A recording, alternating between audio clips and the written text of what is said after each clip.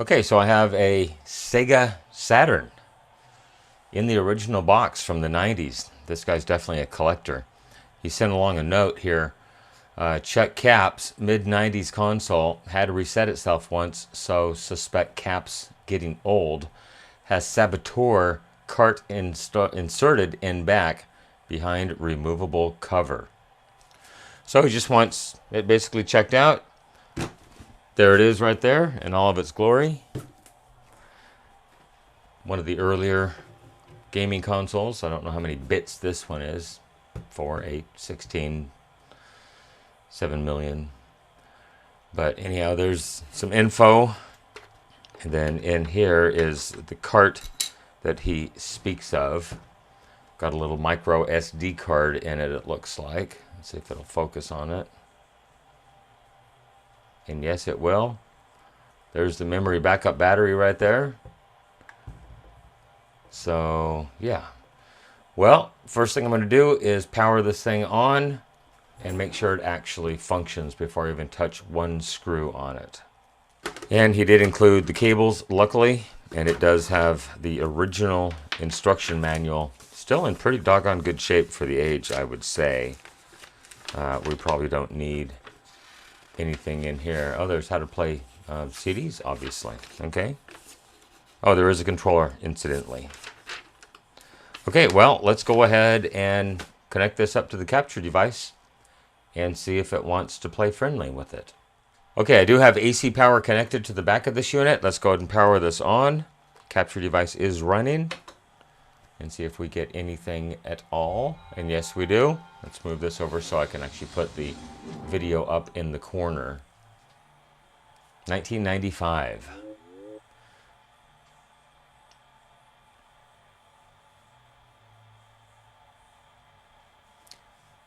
Okay, well, it definitely does have some games on it. Obviously stored on that little micro SD card. That's pretty cool. So we don't even have to use the CD drive. Okay, well, I have verified that it does actually power up. So let's go ahead and get it open. Take a look inside.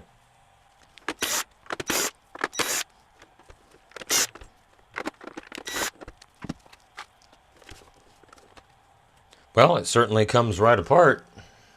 No questions asked. That's certainly nice. Well, we'll go ahead and check these two caps on the power supply right here. And then it looks like I need to remove the complete CD drive and get this cover off to get any caps on the main board. One moment.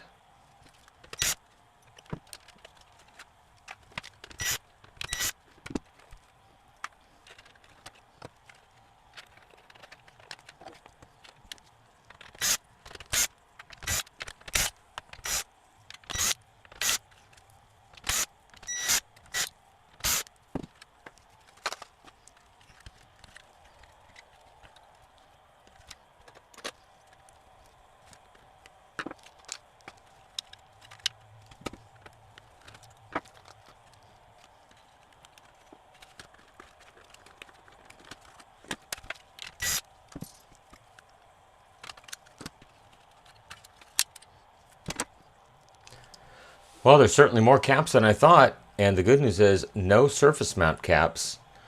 However, it does look like they're using these little tiny electrolytics. I'm not a fan of those little micro guys, but it does have a fair share of them, so we will go ahead and pop this board out and test all of them. There's what looks like a surface mount, but I believe it's a through lead capacitor. Same form factor as a surface mount.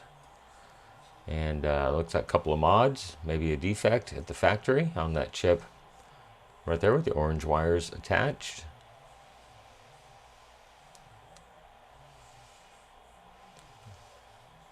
Okay, well, there is the board from the Sega Saturn. Okay, let's go ahead and get down into the meat and the potatoes of this thing.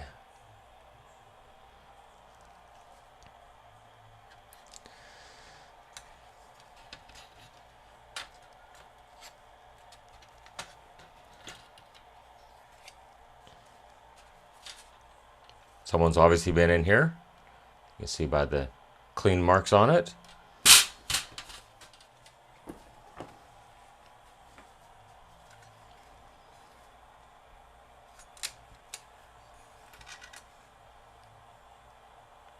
Oh, isn't that nice? It looks like they've marked every cap for me, so I don't have to. So I do have my anti-static mat here, not to do any damage to this guy. So I'm just going to verify that each one of these is a capacitor before I start testing these things. One moment. Okay, so I think I'm ready to start ESRing these capacitors. I did go ahead and basically make a roadmap of all the caps on the board and their values. I did not observe polarity, however. I did just get their values. So I'll get that back here where I can see it. Power this thing on. And that's way too high. Gotta clean the contacts.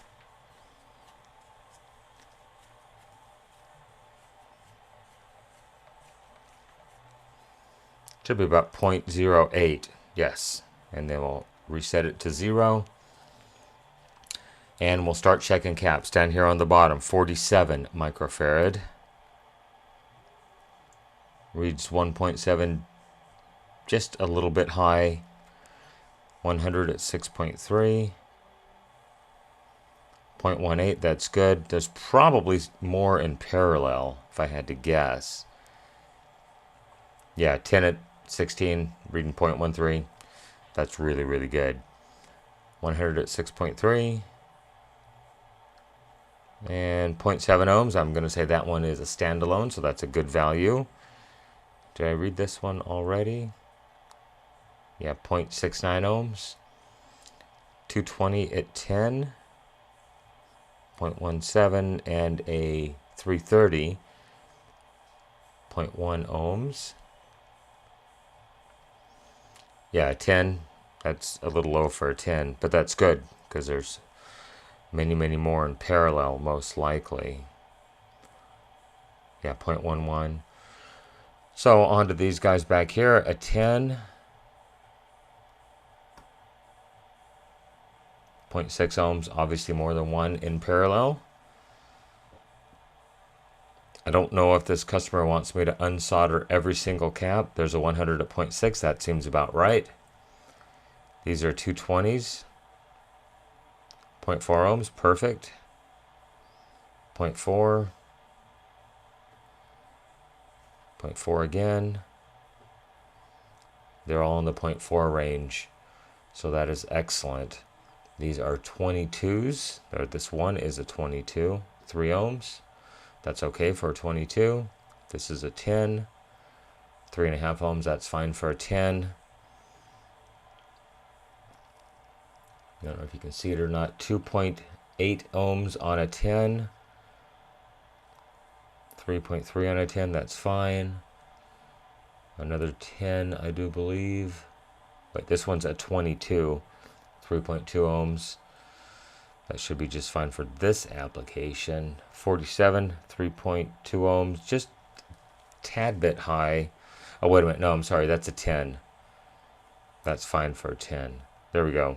1.9 ohms on a 47. That's okay. And then over here, we've got a 220s, 0.56. That's great. And 0.58. That's great as well. Another 10 at 16. 5 ohms. It's right on the edge. Not the end of the world. 47 of 0.1 ohms. Obviously, there's more than one in parallel. And then over here, another 47 at 0.1 ohms. Obviously, more than one in parallel. I'd expect about a half ohm out of those guys. So as far as I can tell, every cap on this board tests just fine. I'm not seeing anything that I would be overly concerned about, even with the ones in parallel. Typically, if one of those caps begins to fail, they will all fail since they were manufactured at the same time. And I would expect to see, 25 ohms if they've all failed, but I don't believe we have complete failure. So I guess I'm going to button this thing back up. There is a cap on the CD/DVD board that I've got over here that I could go ahead and check. There might be more hiding up underneath. Yes, there's one here, one there, and then 3 caps back here. So let's go ahead and check those guys as well. Let me get this back in its ESD safe little guard that it's in. One moment. Okay, well the circuit board is back in there. I don't have any screws in it yet, but at least it'll be ESD safe at this point. All right, so I guess I need to make a quick roadmap on these guys, and then we'll go ahead and test those caps as well. Okay, on to the CD drive. This is a 2.2 at 50 volts. And it reads 4 ohms. I'm okay with that on a 2.2. 47 at 10 volts. 1.4, that's perfectly fine.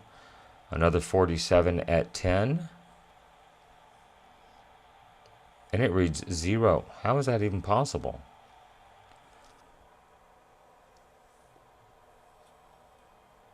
Oh, that's why.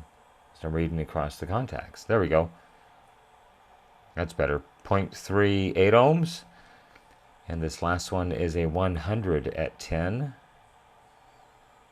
And obviously I'm on the wrong place again. Yes.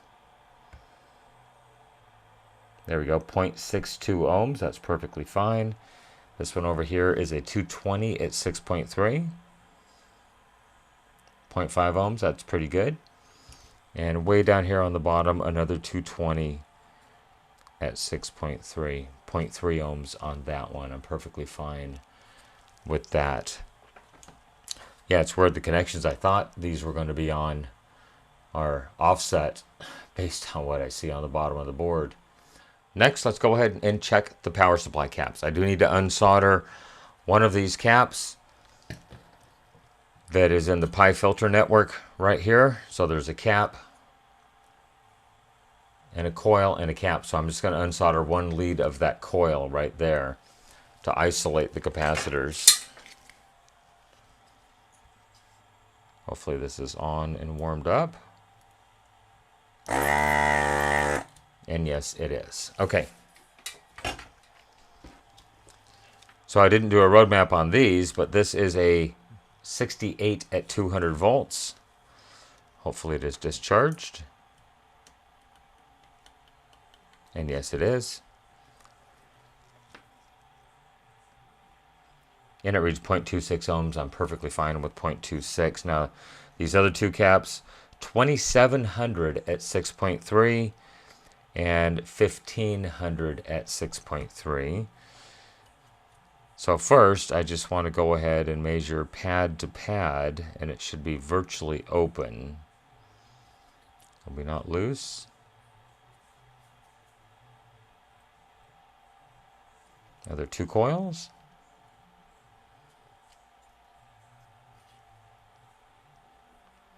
I must just be reading the resistance to ground. So first cap, 0.04, that is excellent. Second cap, 0.06. I'm perfectly fine with those values on these two caps. And then I'm getting 1.1 ohms, which would be the two caps added together, the ESR. So that's perfectly fine. Well, as far as I can tell, everything tests great. I don't see any bad caps on this board or the others at all. Well, let's go ahead and get this thing thrown back together for my customer to pick up, and we're going to call it a day. Okay, so in the reassembly process, I looked at these connections off the power supply. These are the 4 main posts that go through those holes right there that connect the power supply to the main board. And they weren't the best. I went ahead and soldered those up. And then I started looking over here at where that diode lives right there. And is that possibly a bad connection? I thought I'd go ahead and just solder it up just to be safe.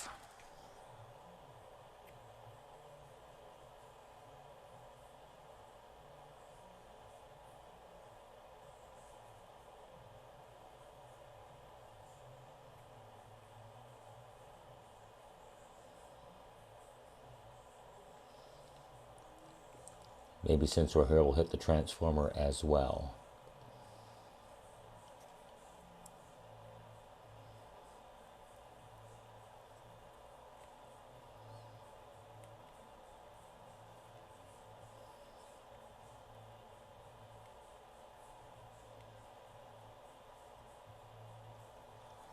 Sorry if that was off you, but I went ahead and soldered all the connections on the transformer as well.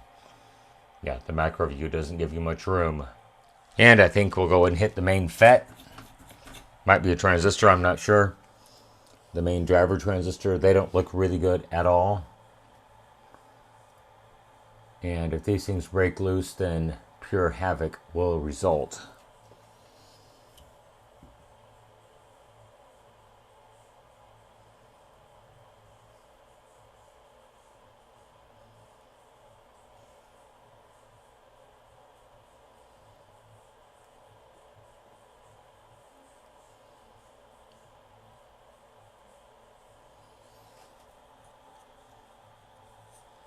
Oh, those are just resistors. Interesting. There's the FET right there. Although the FET definitely looks better than the resistors did.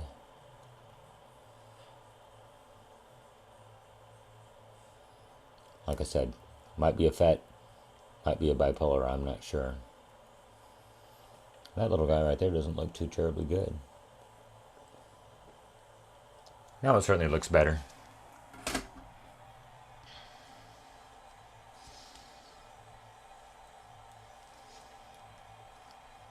Yeah, it's just a bipolar. C4507.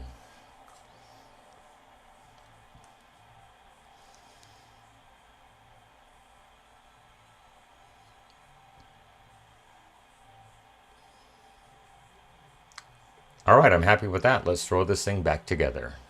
And while we're here, we'll go ahead and clean the optical pickup, just because it's open and easy to access. Very light downward pressure, circular motions.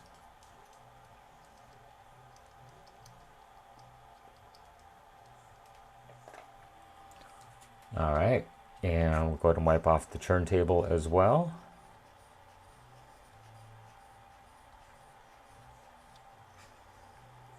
A little bit of gunk, not too much.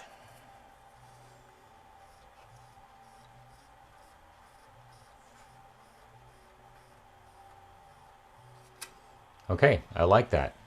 Now let's put this thing back together and give it a final test.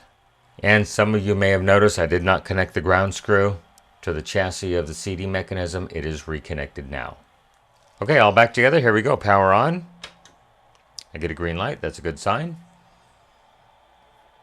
And of course it wants me to set it up now. But, I mean, I can plug the controller into it. Let's try to power it off. And then we'll power it back on and see if it comes up into the same setup or not. Yes. All right, well, I guess I need to connect the controller to it.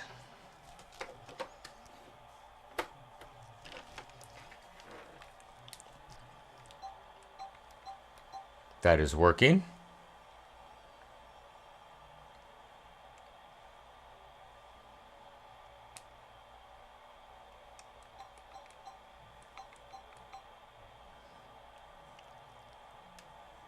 Exit.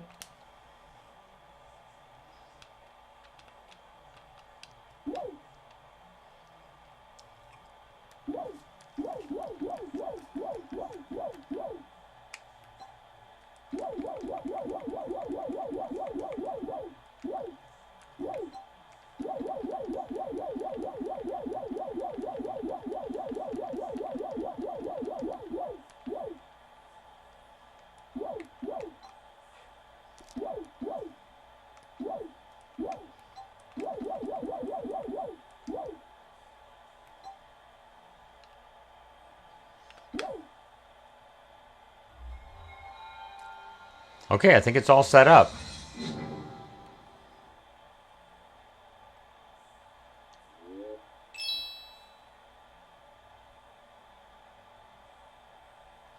Disk unsuitable for this system. Well, I'm not sure what happened, but it's not reading the card at this point. Not sure how that works. Let's power it back off. And we'll power it back on. I did have the card unplugged, so it might not be happy with that.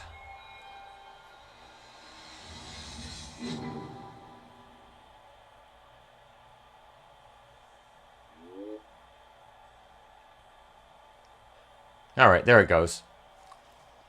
Just didn't want to do it the first power up. Anyhow, that's going to be it. I'm going to throw this thing back together And we'll get it back to the customer. Where's the go back button?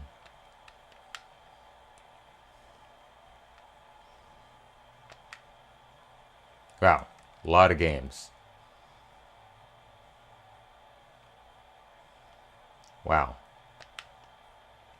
We'll just load one up, make sure it starts playing.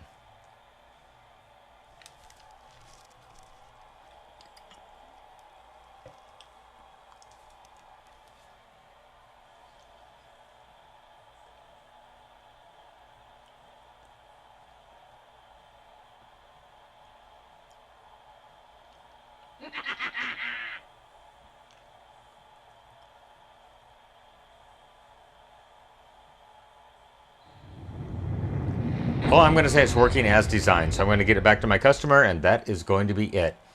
I certainly hope you enjoyed the video on checking the caps on the Sega Saturn. Go and leave me a question, a comment, a concern down below, good or bad. I try to respond when I have time. While you're down there, if you could, please hit that subscribe button and like this video. It does help my channel grow. You can follow me on social media, Facebook, Instagram, Twitter, or X at NorCal715. You can email me, norcal715videos@gmail.com. As of right now, what is this? October 2024. Go ahead and leave me a question. Gonna pay for shooting up my ride. Wow, that's loud. As of right now, if you want to contact me, go ahead and leave me a comment in one of the videos. That's the best way to reach me, because I tend to check the comments much more than the emails. Just been so busy recently.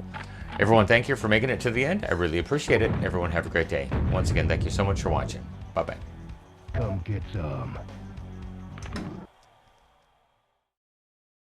Okay, here we go. Capturing in 3, 2, wait. Where's the memory card? Well, gotta have that.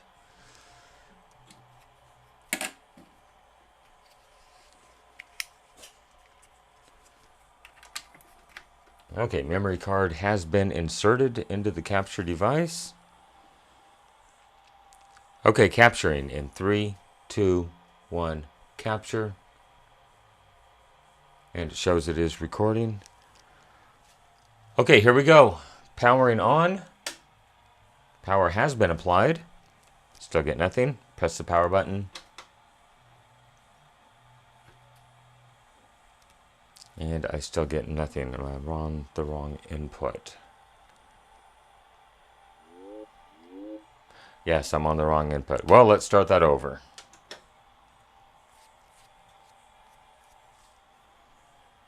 Stopping the capture device. Stop.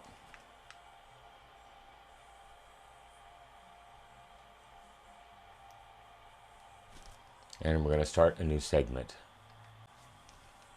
Okay, here we go. Capturing in 3, 2, 1, capture. And it shows it is recording.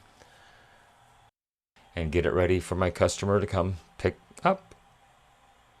But anyhow, everything checks perfectly fine. I'm going to throw this thing back together and get it ready for my customer to come pick up. Okay, here we go. Capture device recording in 3, 2, 1, capture. Try it again. 3, 2, 1, capture.